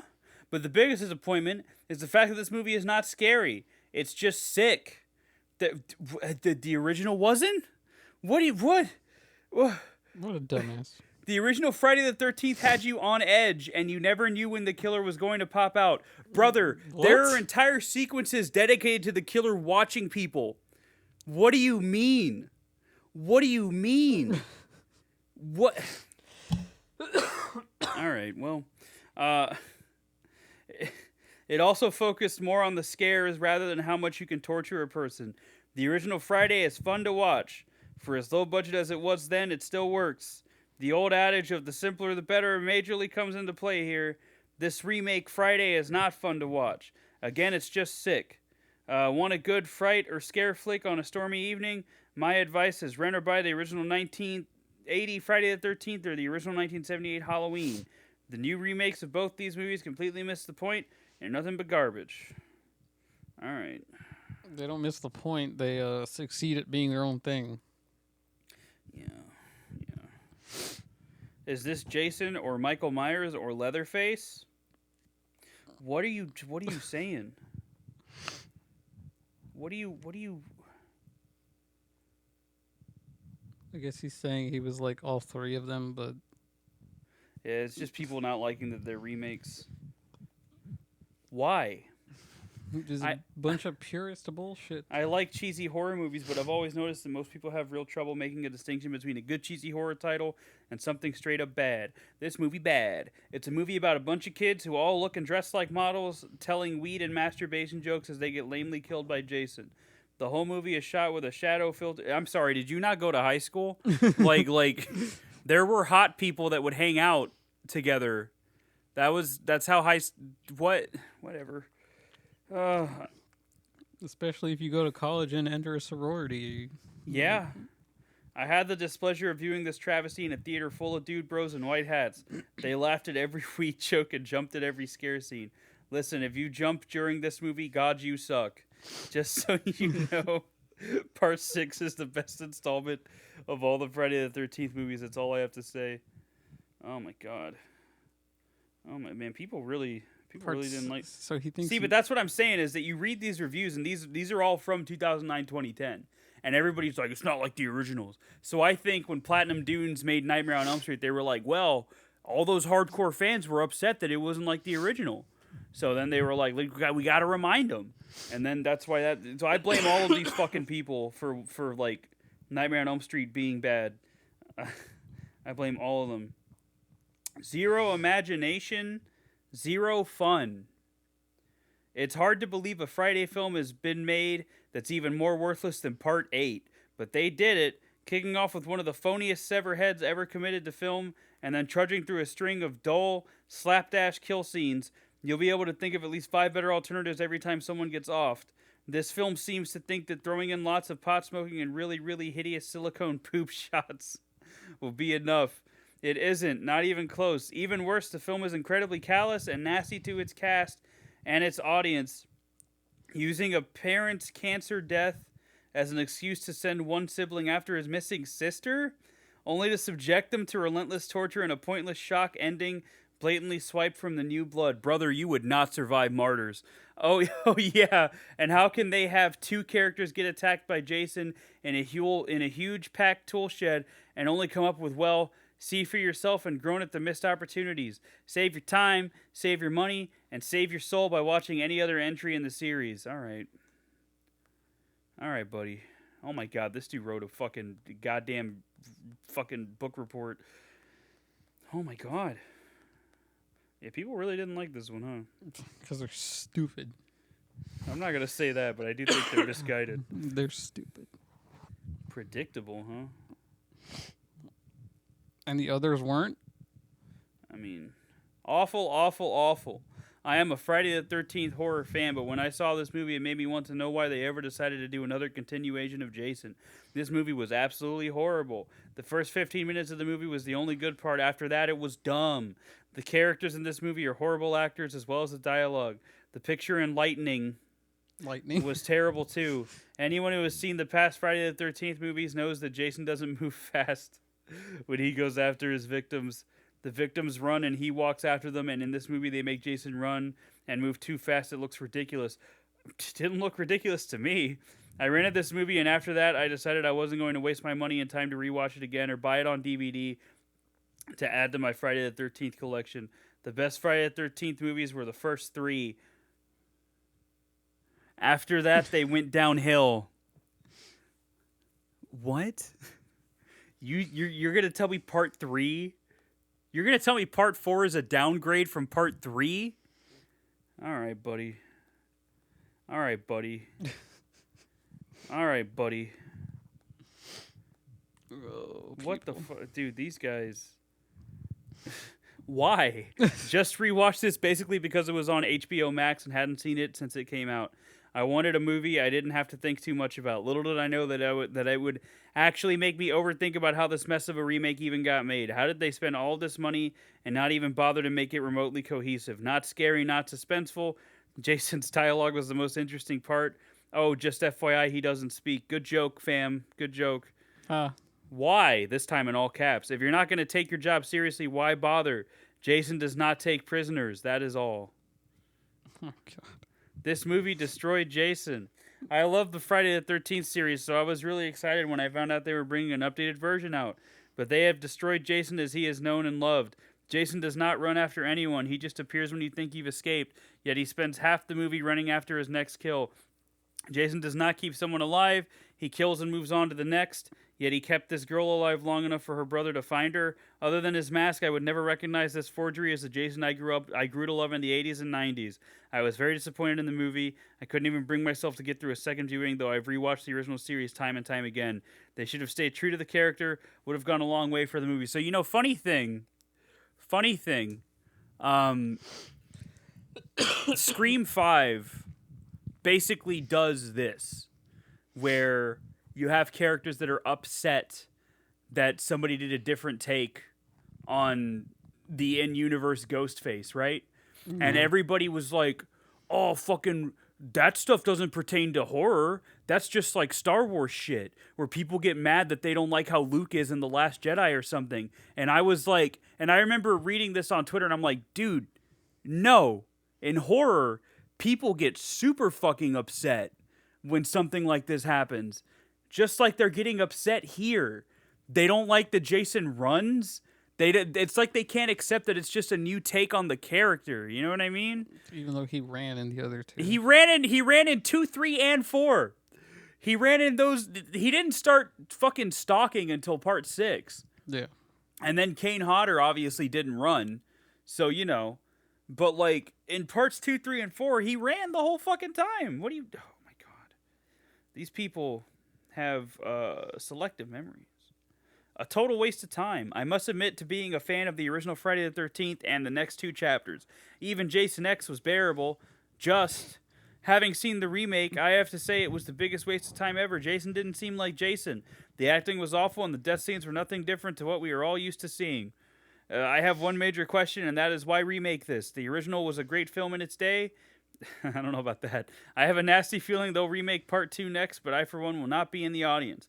My advice to everyone is, yes, we all have our own opinions, but trust me on this one, it's shocking. Wow. Wow. An angry drug. What? Who came up with the bright idea of making Jason an angry drug dealer is that guy's title? Who What said does he that was mean? a drug dealer? He didn't grow the fucking weed in the forest. Okay, but what if he did? That's kind of funny, though. I mean, Jason got to do something all day. Oh my god, dude! This is a stretched middle finger for the true fans. Wow. This remake or ripoff, as it is a big F you to the true fans. We all had the displeasure of watching it last night at a pre-screening, and I was very disappointed. This is not a Jason film. Jason is not in it. Sure, there is. Oh my god! God. I'm getting fucking PTSD. I'm getting fucking PTSD from like Twitter threads. It feels like Halloween Ends again, dude. Except for Halloween. In Halloween Ends, Corey, yeah, whatever. But like, it feels like that, you know. Or it feels like fucking how I felt about Rob Zombie's Halloween before I watched it, and had an open mind. That's all you need. God damn it. Sure, there's a guy who eventually finds a hockey mask and kills a few people, but it could be anyone. In my world, I refuse to acknowledge this is a Friday the 13th film. It is so flawed and has no respect for the original series. Nothing is respected. Brother. Sure, and people say it's a reimagining. No, it isn't. This is a typical average horror film from 2008 where they have just placed a killer with a hockey mask named Jason to sell tickets. I'm extremely dissatisfied with this. Sean S. Cunningham was the producer, and he must be lacking money, because how the heck, he censored heck, by the way, could he approve this piece of, I don't know. Jason does not run. Jason does not take prisoners. Jason does not move as an ordinary human being. Jason does not. Okay, in part 3, it's implied that he fucking rapes somebody. Are you gonna tell me? Yeah. What the? Jason does not. So many things. One would think that people behind this never saw the original films, but again, sure. I don't Why think bother? you saw the originals. They just have to get money out of our pockets, right? Oh my god. Worst Friday the 13th film I've ever seen. I did not see the point of this remake except the studio revenue. It was a joke compared to the first 4 in the series. Jason is a serial killer without any planning, and the plot line with the tripwire is unbelievable. There was no interaction or character building of the main characters in this film. Is far worse than the original. In my opinion, current Hollywood horror is dire, and we need to promote Asian Japanese horror. I mean, but that ain't though. There's some Fair. stinkers there too, brother. Oh, yeah. We did the whole Grudge series, and like out of all those fucking movies, there were like maybe 2 or 3 good ones. Like, Let's not forget that the fucking Grudge versus The Ring exists. thanks for reminding me. Thanks for reminding me. Let me see. This movie's horrible. Friday the 13th with like 5 question marks. Okay. Friday the 13th. Okay, so everyone loves a good horror film with a good plot, believable characters, and of course the ultimate serial killer. So if this is what you look for in the horror genre, then I would seriously avoid this film at all costs. Being an old school horror fan, this movie was more like a soft porn film with blood than anything else. Did you not watch the originals? Did you not watch the originals? My man, my guy, my dude. Did you? Oh my god.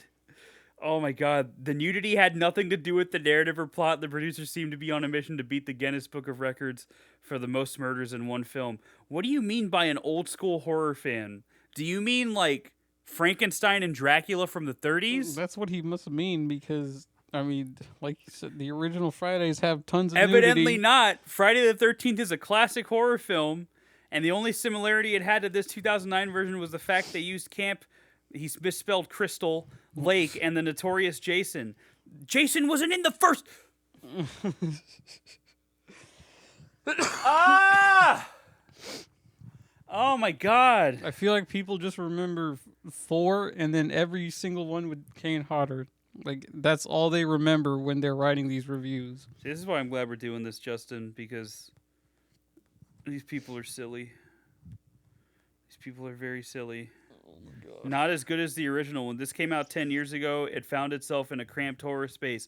That year, Final Destination came out in 3D. My Bloody Valentine was remade in 3D. Saw was turning 5 years old, and the horror was all over the place. The modest success of this film spawned a hit video game and a revived interest in the franchise for millennials as well as Gen Zers.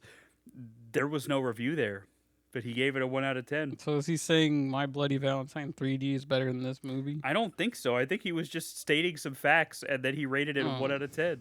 Because that movie sucks. I think that's what happened. The Final Destination 3 was good. I mean, I don't give a shit that it was in 3D, but 3 was good. What the fuck? Horrible writers. Okay. Oh my god, dude. People really don't fucking like this movie. There's a lot of fucking one ratings, dude. Jeez. I shouldn't have watched it. The only good thing in Friday the 13th remake is the Hive screaming, "Hey, otherwise this film is tick, tick, tick, boom." What does that fucking mean? That was so bad. So many things wrong with this film. I mean, it's just a big no for me, dog. He is everywhere. The characters are stupid. Such nonsense. Bye. It's an okay movie until the end. The very end ruined it all. Why? Because he has to be everywhere. At least make it with a drop of logic, you motherfuckers. So horribly bad. Okay, these are all written by like teenagers. A really bad film, bad acting, bad colors, bad cinematography, brother. Rambo Jason? Who did the screenwriters know to get this garbage greenlit? This is far and away an assault to the best slasher series ever. I mean, even Jason in Space puts this to shame. This is basically the story of a Mongoloid who drowns and comes back as a Special Forces dynamo. Bro, it's at times like this I honestly wish there was a negative stars option. Oh my god, let's see if our good friend Jacob John Taylor left a 10-star review. I have to find another one. I missed that man. Okay. Let's see. Keep talking, Justin. We gotta find this boy. There's a video of a lady getting bit by a snake. Oh, what the fuck? What the fuck, Justin? It just popped up on my feed. What do you do? What do you watch on Facebook that makes this shit pop up on your feed, brother? Someone get bit by a snake. Oh my god. But it happens. I mean, 1 minute you're touching a snake, and then the next you're bit. Then what do you do? I don't know. What do you do, Justin? Depends what kind of snake it was. Do you think it's like in the first Friday the 13th where you just killed a snake? Oh yeah, most people chop its head off. I mean, yeah. But even then, if you get touched by the fang, you'll still get fucked. Damn, no Jacob John Taylor. I saw a video of a seagull eat an entire squirrel. I didn't know they did that. So seagulls are fucking terrifying now. They're all right. They're happy little guys. Oh, and then there was one of a Komodo dragon eating a whole goat. That was amazing. Oh man, this one's kind of split. 5.2 out of 10. So this is Nightmare on Elm Street. I'm looking again for Jacob John Taylor before I do anything else. Since we didn't like this one that much, I think it would be more interesting to read the positive reviews. Yeah, so I can shit on them like I do the bad reviews. Okay, well for maybe Jason. maybe not. Maybe we don't do that. How familiar are you with crocodile movies? Well, like Lake Placid? Like, is that the only one you know? Or? Yes. Damn it. It's okay, Justin. Because there are people that say that that's not the best crocodile movie. Which, I mean, it is. Yeah, it's Lake Placid. Yeah, there's no question. The sequels, yeah, you can question those, but Yeah. the original one that used an actual prop alligator, like, come on. That was fucking great. Okay, so this guy says, hold on a second. This guy says, definitely more realistic with the unrealistic. What does that mean? This movie definitely creates a more realistic aspect to the character and motive and movies and brings a new challenge they are faced with. The dream sequences aren't as intense with how world-bending they are, and the originals, the dream sequences would sometimes have structure than rooms that look more sci-fi than anything. But this movie is more subtle with the effects and show a more dark side to the nightmares that make it more relatable. Like I mentioned earlier, I don't think of huge staircases and haunted mansions when I have nightmares. I dream about places I know or places that seem scary to me. Okay, so this person just personally relates to the movie. That's fine. Second part, question mark. Loved this movie. When is the second part going to come out? Jeez. You poor soul. The only scene that made me be like, okay, that was fucking cool, was when the blonde girl goes to sleep in class and she blinks and then everyone like turns to ash. Yeah, that's what I'm saying. Like that was cool. There's cool stuff. That's why it's frustrating. This, my friends, is what a remake should look like. I went into this movie expecting nothing better than Nightmare 3. LOL. But what I got was a great reboot that, in my opinion, surpassed the original in many ways. I don't think so. Jackie was the perfect Freddy. His voice, humor? He had zero humor in this one. He was humorless. That was the what the fuck? Did we watch the same movie? Surpassed the original. The voice humor and everything else was just spot on. Now I'm not saying Robert wasn't good. He was also perfect. Weird, huh? Well, I think they were both fantastic in their own ways. Yeah, but I wouldn't say he's got humor. That's weird. That threw me off. People say they don't like that this movie got rid of Freddy's humor, but really, the remake made his jokes more realistic and funnier. Lines like, I was only petting him. Okay, but that's not a joke. That's him just being a dick. That's different. That's very different. That's the tone is completely different from that. Well, okay. So this man likes dead dogs, both in delivery and writing. Oh, and guess what? There was only one explosion in the entire film. I know, right? Michael Bay was involved, and there was only one explosion. What exploded? Oh, the fucking when they burned him. Anyways, go watch this movie as soon as possible. It's worth it. All right, thanks, brother. Thanks for that insight. A great entry for the Elm Street franchise, but not as good as the original. It was definitely Platinum Dunes' best movie. The first 30 to 45 minutes were very powerful, and then it kind of slacked, but came back at the end. Nevertheless, I surprisingly never lost interest. Something I was kind of expecting because I've been keeping up with this movie for almost a year now. It held me to the very end, and I never got bored with it. Putting the movie up against the original, it failed, but putting it up against the entire Nightmare franchise, I'd say it was better than all the sequels. Wow. A very worthy entry, a great popcorn movie, and a great comeback to an icon who hasn't had a movie completely to himself in 16 years. I'll definitely buy it when it comes out. Putting it in the context of remakes, reboots, I'd say it was above Rob Zombie's Halloween 2. Stepfather? Friday the 13th, Texas Chainsaw, and The Wolfman, but lower than The Hills Have Eyes and Last House on the Left. No. All right. It's not supposed to be the exact same as the first, but it is. That's the problem. This one has actually grown on me. A remake is supposed to be someone else's reimagining of a classic character. The darker, scarier, more terrifying version of Freddy that we see in this one is actually the one I prefer now. It's how my nightmares are. If there's a killer in them, that's making jokes. It's deadpan and creepy instead of funny. It just made it more real and therefore more terrifying to me on a personal level. Okay, that's fair. It is a remake. Okay, a lot of people hate remakes. I, on the other hand, love them. They bring the classics to the people of this generation where we can actually watch them without laughing. Wow. I tried to watch the original Nightmare on Elm Street from the 1980s, and it was laughable. The acting was bad. The blood was so fake it looked like juice, and the dialogue was so bad a third grader could have written it. This, however, was smart, scary, suspenseful, gory, surprising, and a great movie altogether. Yes, it is a remake, and yes, I liked it a lot more than the original. It stuck to the original without completely copying it. It had enough new material to keep it fresh, but was still faithful to the original. Remakes are some of the best things ever because it brings the old class to this generation, and you would probably only like the original better if you grew up with it. I don't know, man. I just like practical effects, I think. Yeah, and any new thing this one tried to do, it did it half-assedly, and it was just caked over with fucking references to the first movie. Yeah, that's the problem. That's the problem. They had ideas, they just didn't capitalize on them. Why not love it? It's a remake, but it uses pieces and parts from the other films. That's always fun. It delves into the real first draft backstory that they didn't use in the original cut. What the fuck? Oh, that's so confusing. It made me yawn. It's absolutely a great remade story of an outstanding first movie, hence a great remake. Stop hating this one. Wow. Wow, oh my god, a Nightmare on Elm Street fan gave this a 10 out of 10. Wow. What the this dude just like... They didn't even do it. What? Like, people keep saying they did something different, and yeah, they did, but like, the problem is that's dragged down by the references to the original. That's my issue with it. That's, I mean, I'm glad people liked it, I guess, but like... It's like you made this delicious cake, and then you put coconut on it. Yeah, I don't like coconut cake that much. Fuck out of here. Or you tried to mash two cakes together. One that was a... mash Pokecos. I don't know. What the fuck, Justin? A great remake. Robert Englund was right. Jackie Earle Haley was terrific as Freddy, and it still has the tone that Freddy had after 26 years. I was born in 93, so A New Nightmare on Elm Street is only 9 years apart from me. I saw the original on cable TV. It scared the crap out of me. This remake is a great recreation of the franchise.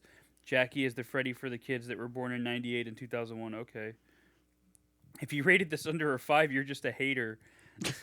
All right. First, I don't think this movie is a 10, says the man that gave it a 10 out of 10. But there are so many haters on this giving a 1, I figured why not? I would give it a 7. I think it's worth giving a watch if you were a fan of the first. But before Freddy became a comedian, definitely better than the Friday the 13th remake.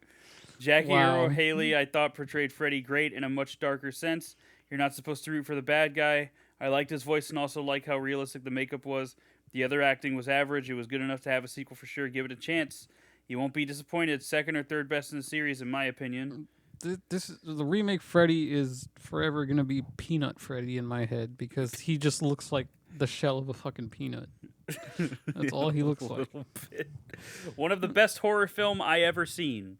I love this Freddy Krueger, the Freddy Krueger of 1984. This was horror and drama, but even more drama. One of my favorite movie of all time.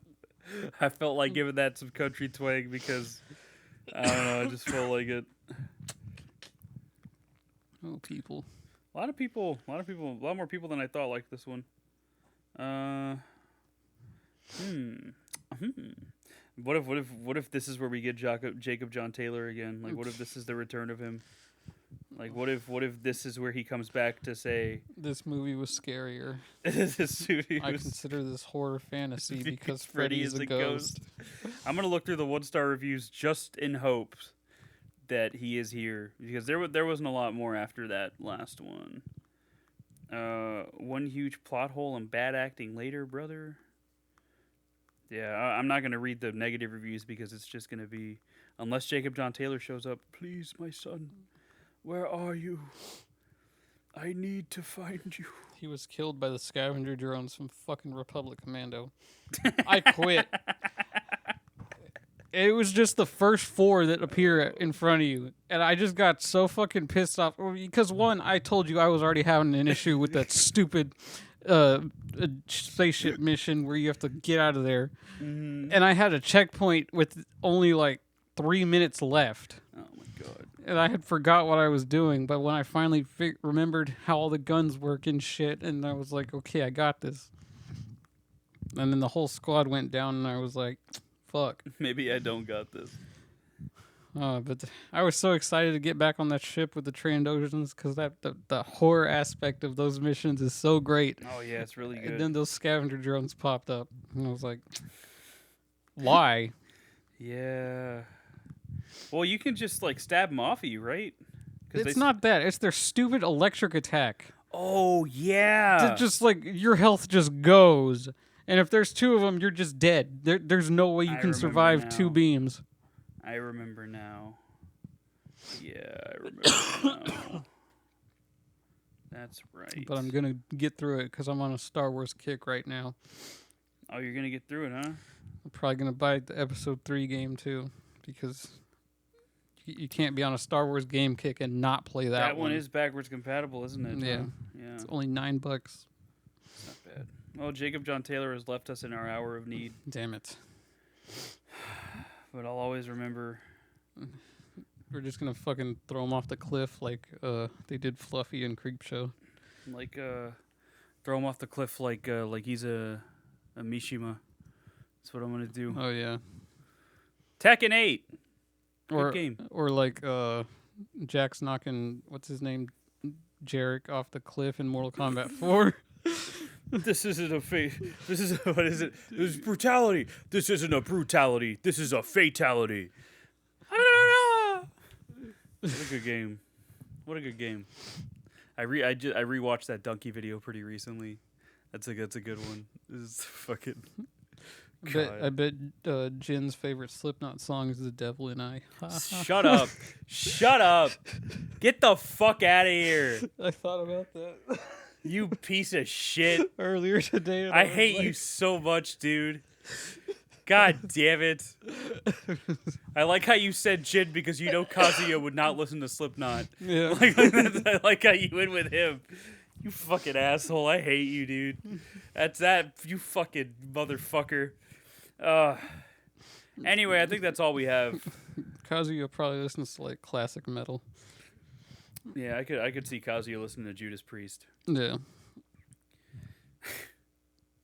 And Heihachi just listens to like fucking Deep Purple. King listens to Dad Rock. Absolutely. Well, King's Mexican, so yeah, he does actually. Never mind, that tracks. That tracks. King listens to Dad Rock. He loves Volbeat. Lives for fucking 90s Metallica. He's like, nah, man, I'm telling you, Fuel's a good song. He's like, I'm telling you, The Black Album's the best. don't tread on me. Orale. I love King. He's my boy. But and he says that all in Jaguar speak, by the way, with the accent somehow. Yeah. He says that all in Jaguar speak. But yeah, no, that's all we got, I think, for these movies. Yeah. The Friday the 13th is so as a franchise. Which one do you think is better? Huh. Like You if you know. were like barring the length of Friday the 13th, would you do a marathon of that or Nightmare on Elm Street? Like if you had to get friends together to do a movie marathon, no limits. Would you do Nightmare on Elm Street or would you do Friday the 13th? Friday. Yeah. It just seems like everyone would have more fun. Because, like, I feel like watching a full marathon of Freddy would be like, okay, this is pretty creepy, scary for, like, maybe if there's a couple that haven't seen it for the first time, and then you get to the other ones and they get kind of frustrated and it's like, what the hell happened? I don't know. But Friday, I just feel like everyone can find something to enjoy and just know that you're not supposed to take this seriously. Yeah, I think I still like Nightmare on Elm Street a little bit more, just because I like Freddy more as an antagonist. But Friday the 13th, for all the shit I talked about it while we were watching the movies and how I kind of just was ho-hum about a lot of them, they're pretty good. I think they're fun, and I think they're fine. And we already did our rankings, but yeah, I think barring the ones that are like at the very, but even the ones that are like at the bottom, I still enjoy them to some degree. Yeah. They're just not like, I don't know, they're just not as good, you know? Like I said, I'll watch any of the Friday the 13th, but if I can watch one over a specific one lower on the list, then sure. But I'm not going to turn any of them off. Freddy, on the other hand, I could see myself not wanting to watch some of these again. Yeah, no, because like when I initially watched all of them, like when my mom bought me that Blu-ray set like 10 years ago, I remember thinking to myself, I only really like those first three. Like those are the only ones I really like, and then you Nightmare, because 4, 5, and 6. 5 has a really good kill, but like, well, 4 and 5 have really good kills, but it just doesn't. I don't know. It just they're not as like a whole. They're not as good. You know what I mean? Yeah. So, no, I feel that where it's like, it feels like there's more skips. The skips feel heavier in a Nightmare on Elm Street because there's less movies, but yeah, I don't know. Like I don't think, like, as much as I think the remake has potential, I don't think I'm ever gonna watch it again. And I definitely don't want to watch Freddy's Dead again. And then, you know, as far as 4 and 5 go, I mean, I could live without them. But those first 3 and New Nightmare, I'll watch those again. I don't give a fuck. Those are good. Yeah. Especially part 2. I love part 2. So you know, that's all we got. Another two more franchises done and dusted. Done. Woo. So next week we will be talking about Evil Dead Rise. Completing another franchise. Finally, and we'll do our rankings again, our updated rankings for Evil Dead, because I feel like we already did them. I mean, mine are pretty obvious already. Yeah.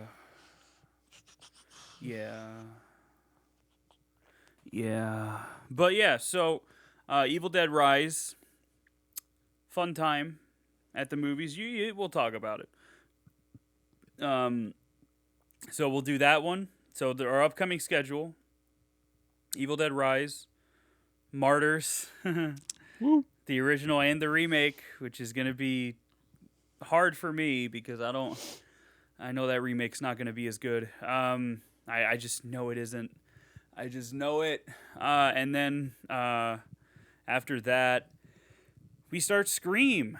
which I'm 99% sure is going to be me gushing about it, and Justin just going, "Yeah, it's okay," Probably. and that's fine. That's fine because I love those fucking movies so much. I love them, love them, love them. Love them. And their first 4 are all Wes Craven, baby. All Wes Craven. All of them. Except for 5 and 6 because Wes Craven died after 4. So that's too bad. So yeah. Looking forward to that. So we'll see you next time for Evil Dead Rise. Thanks for listening. Yup. Follow us on Facebook. Yeah. Follow us wherever you listen to our podcast, YouTube. Leave your suggestions in comments. Because I am checking them out. Podcast place, wherever you get them. And if it's a one-off movie in that comment section, then we're probably going to pick it eventually. Because I got a lot of one-offs I want to get through. A lot of movies I want to talk about, which is why I picked Martyrs first, because I really want to talk about it.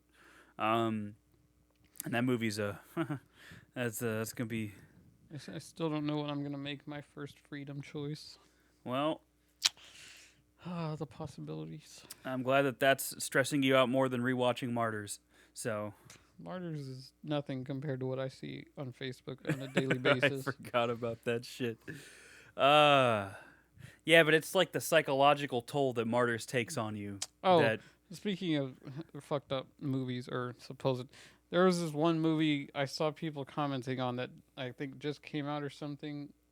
It was like Salt Bath or something like that. Saltburn? Yeah, Saltburn.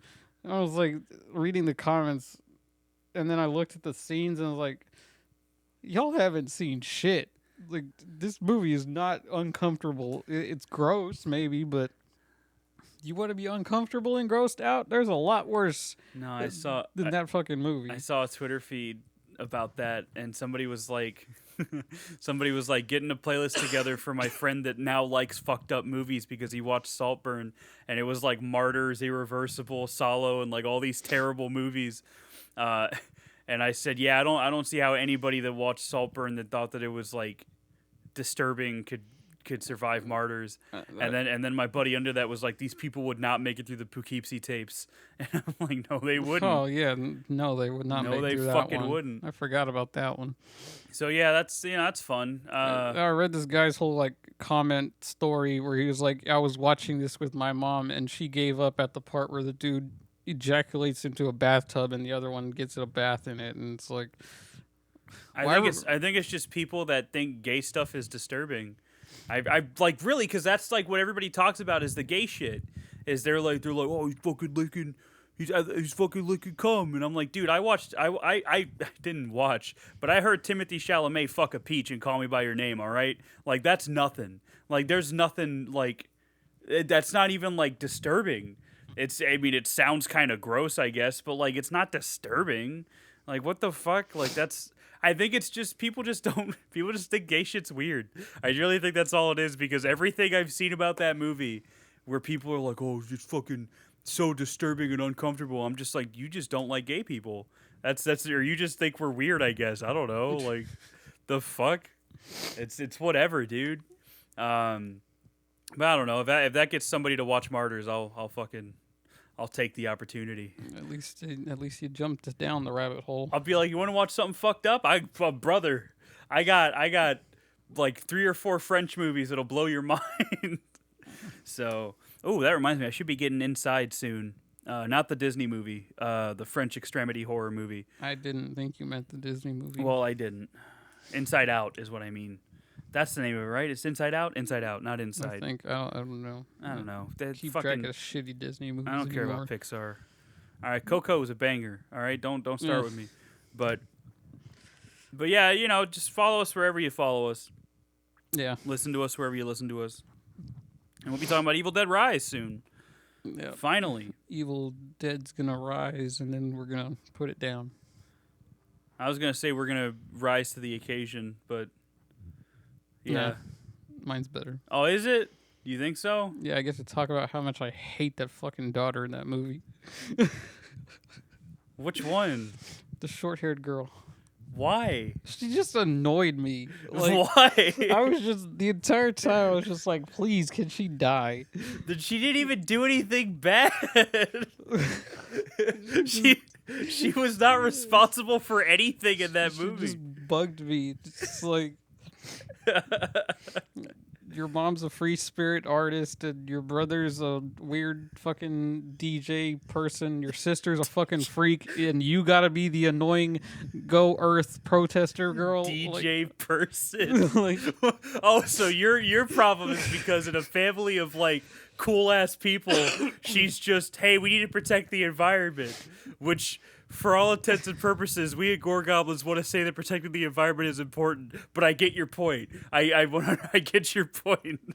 I understand what you're saying. It's like when I saw the fucking thread of comments about they were commenting over a balloon release for like people's funerals and whatever. Yeah. And then she was like, you know how many of those balloons travel and land in fucking hay bales and then horses eat them? And then I'm like, that is bad, but yeah. I mean, are you hurting yourself stretching? Because I mean, I'm sure that's happened, but not as much as you think it's happening. Frequent, no, it's not like straws in the ocean or something that'll get stuck up like turtles' noses and shit. That's an actual a problem. That's actually like the statistical problem. To say that every balloon floats off and lands somewhere that an animal eats it is fucking ridiculous. I feel like most balloons just kind of pop. Yeah, they'll pop and they sink into the ground and get fucking hard, and then they break, and it's like, it's gone. Yeah, just like me, for real. Well. Anyway, yeah, but she's got one of the more. I love her death. I love her transformation scene. That was fucking cool. I like that whole family. I'm just gonna say that, but yeah, she's got one of the cooler sequences in the movie, I think. I mean, shit, but you can't top Alyssa Sutherland. No. Oh my God, she's so good. I can't wait to talk about it. Your mother's a free spirit tattoo artist. Your brother's a weird DJ person. Your little sister's a freak. and you're just a fucking liberal. How dare you be normal? She could have at least been like a leftist and would have been like touting Marx and shit and been like, communism is the way to go. Then I'd be like, okay, you fit in. I get it. I would have believed it more if she was like at least a fucking like tramp. But that role was taken by her aunt, so. Yeah. So that was, that's fine though. It's a good movie. It's a good movie regardless. It's got some of my favorite Evil Dead stuff in it. Yeah. And the best part is the cat survives. So. Oh, of course. So Georgie will be fine when we watch it. He won't be scared. Ooh, boy. But yeah, so all right. Well, that's all we got. Next week is Evil Dead Rise. Yep. And after that, it'll be real sad boy hours as I get to talk about Martyrs and what it means to me. So cannot wait to see what Justin picks for his first movie too. So, but all right, that's all we got. You stayed frosty. Stay warm or cold or dry, whatever the fucking Texas weather's gonna do for you. If you're boy in Texas, howdy, this weather be shitting. It rained for like 4 days. Now it's hot again, and then it's gonna get cold at night, and then fucking the end of the week it's supposed to rain again. Yeah, my fucking yard is just a puddle right now. You ever just want to like shoot a rocket into the heavens and hope it hits God? Like, hey, you need to pay attention. Something's going on. Stop it. But see, this is why that character in Evil Dead Rise is an environmentalist. This is exactly why. Justin, because of this. Well, she lived in Texas for a week and she's like, fuck this. And then she was like, I'm going to support environmentalism.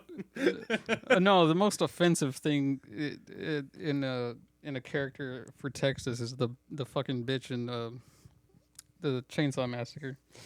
Oh, the one that the really annoying about it one. Yeah, the one that gets beheaded at the end.